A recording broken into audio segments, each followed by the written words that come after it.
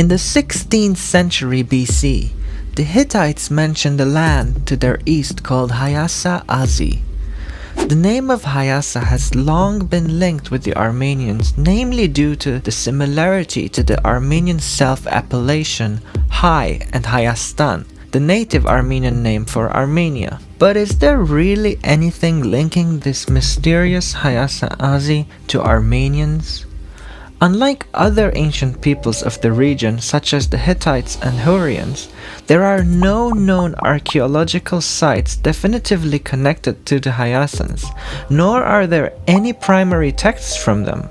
Everything we know about them comes from a few treaties they had with the Hittites. These texts mention the names of 5 kings, some deities, as well as cities and towns all lying within the region of Hayasa Azi. In this video, we'll go over the little information we have and see if we can learn anything from them. First of all, where was Hayasa Azi? Although the Hayasans were Hittite vassals, they revolted a number of times, leading them to clash with the Hittites. At one point, Hayasa Azi actually conquered the Hittite religious center, Samua, a city located somewhere near Sivas. And we know that Hayasa Azi at least partially geographically corresponded to the later Lesser Armenia and possibly parts of Greater Armenia as well. Lesser Armenia, and specifically the city of Ani-Kamach, would later become the location of the royal tombs, treasuries, and many of the main temples of the chief gods of the Kingdom of Armenia, such as Aramast, Anahid, and Meher. This highlights the importance of this region in ancient Armenian culture. So while the Sivas region seems to be the western border of Hayasa, scholars do not know how far east the land extended, with some suggesting that it went as far as Lake Van, the city of Erzurum, or even further into the Caucasus region. We also don't know about the exact connection between Hayasa and Azi. Were they separate lands or tribes that united, as is commonly thought?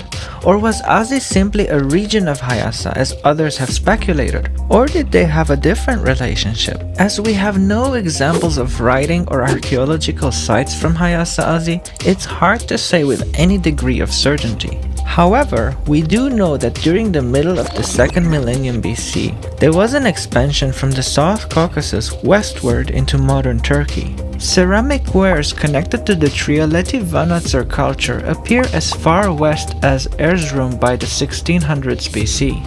Due to the burial practices and ceremonies, artwork, and genetics, scholars believe that this culture was Indo-European.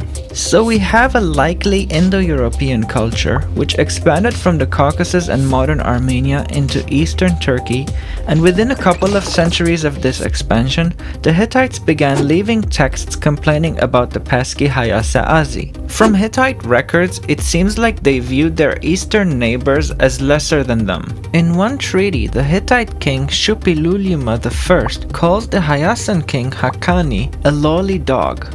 Ironically, Hakani was married to Shupilulula's sister, making the two kings brothers-in-law.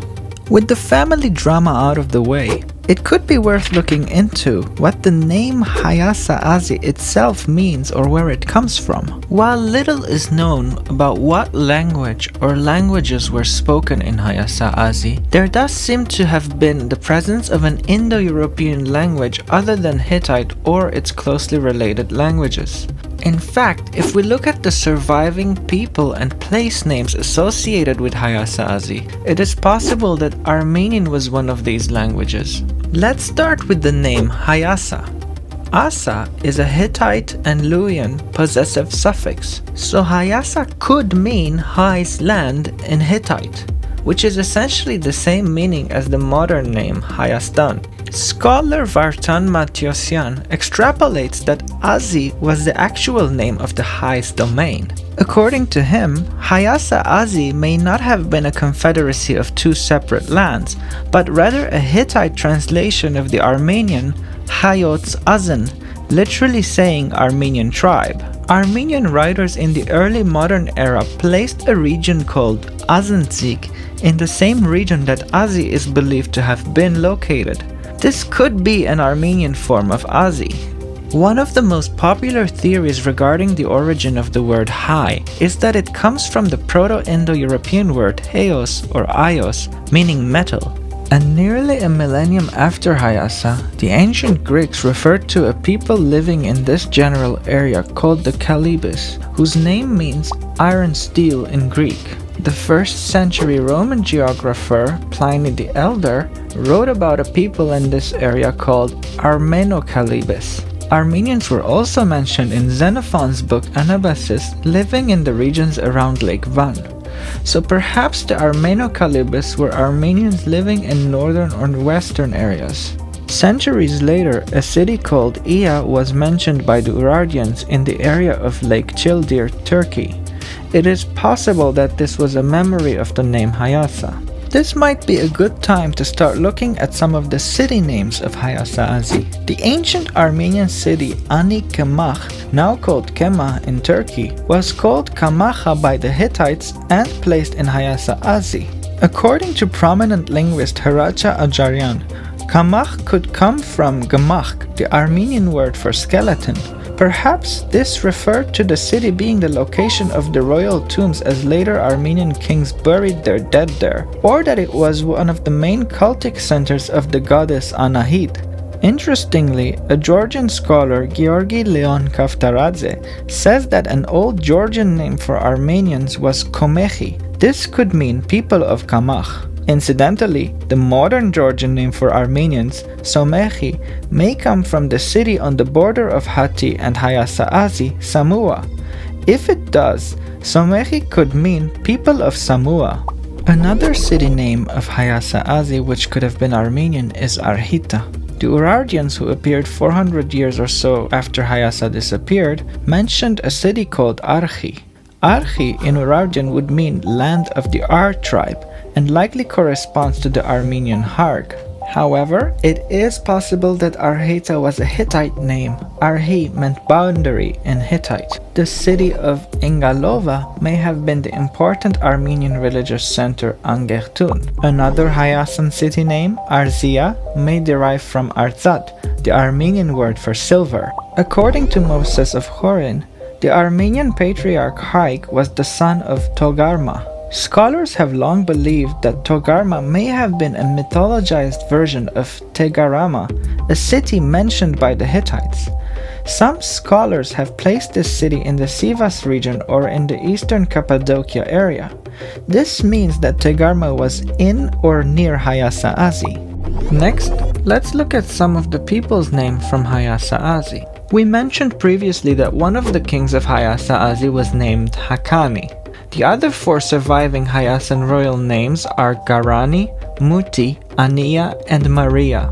These are the only personal names that we have that are definitely connected to Hayasa. Hakani could be a Hittite-sized form of Haik, the popular name from Armenian mythology as the founder of the Armenian nation, or Haigag, a legendary ancient Armenian king mentioned in the early medieval records of Moses of Chorin, who is regarded as the earliest Armenian historian.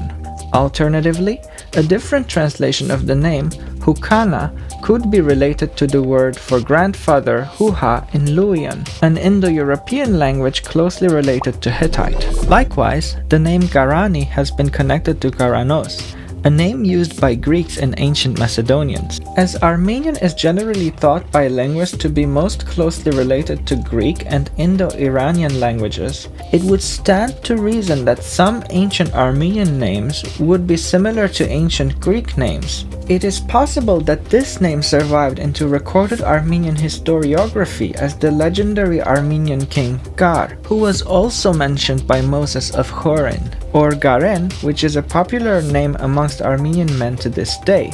However, Garen is generally thought to come from an Iranian source. Another name that has a close Greek parallel is Mita. Mita was a king of a state neighboring Hayasa Azi. A later Mita, associated with the Mushki people, is believed to have been the inspiration for the famous king Midas of Greek mythology. The name Mita could perhaps be connected to the Armenian word mid, meaning mind or intellect. Some scholars have linked the name Maria to Maria, a a Sanskrit word meaning young man or warrior. This term was used in the kingdom of Mitanni, which was located to the south of Hayasa Asi. However, historian/translator Vartan Matyosyan has suggested that the name Maria could instead be a form of the Armenian Mari, also meaning young man. Both Armenian Mari and Sanskrit Maria come from the same Proto-Indo-European root, Marios. Finally, Ania could be an Armenianized form of the Hittite name Anhita, or perhaps is related to the name Ani, which, although now exclusively a female name, in the past referred to a few important Armenian cities, one of which was located in Hayasa Asi. Next, let's look at the deity of Hayasa Asi.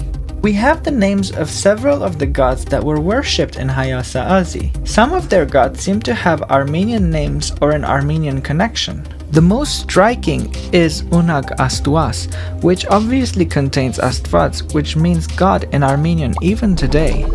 Baltaik could be a form of the Semitic goddess Baalat, but with the Armenian suffix ik, which was also used in the name of the Armenian goddess Astrig. Finally, the god Terititonis could be related to the Greek god Triton. Now that we went over the names of people, cities, and deities from Hayasa Asi, let's look at what else was going on in the region around that time to see if we can find more clues about the Hayasans. In the 1200s BC, shortly after Hayasa disappeared, the Mushki, Urumu, and Kaska Apishlu peoples invaded Assyria from the north. The Urumu and possibly the Mushki have been tentatively connected to Armenians. The Apishlu, on the other hand, have been connected to the Abkhazians. Apparently, in Abkhaz legends, they say that they were ruled over by the Hyksos people. One of the Hyksos tribes was called Ermj. Obviously, these names look like Hai and Arme. The Mushki and the Urumu moved southeast around the time the Assyrians began writing about the Nairi Confederation in eastern parts of Asia Minor and northern Mesopotamia. It is possible that the name Urumu was actually pronounced Aramu, which is noticeably similar to the name of the legendary Armenian patriarch Aram. The Urumu are believed to have given their name to Arme, a district of Shupria near modern Sassoon. It is possible that Armenia, the earliest uncontested name of Armenia, is Arme plus the Iranian suffix na, meaning land of. In other words, Armenia could literally mean land of the Arme people. The Mushki, on the other hand, may have lent their name to the city Mush. And finally, the ancient Greek writer Herodotus, writing in the 5th century BC, famously said that the Armenians were colonists from Phrygia. The eastern parts of Phrygia would have partially overlapped with where Hayasa Asi had been centuries before. To conclude, we don't know what the exact relationship is between Armenians and Hayasa Asi, as there isn't a lot of concrete information about Hayasa Asi. But from what little we do know, it seems very possible, if not probable, that Hayasa is connected to Armenians.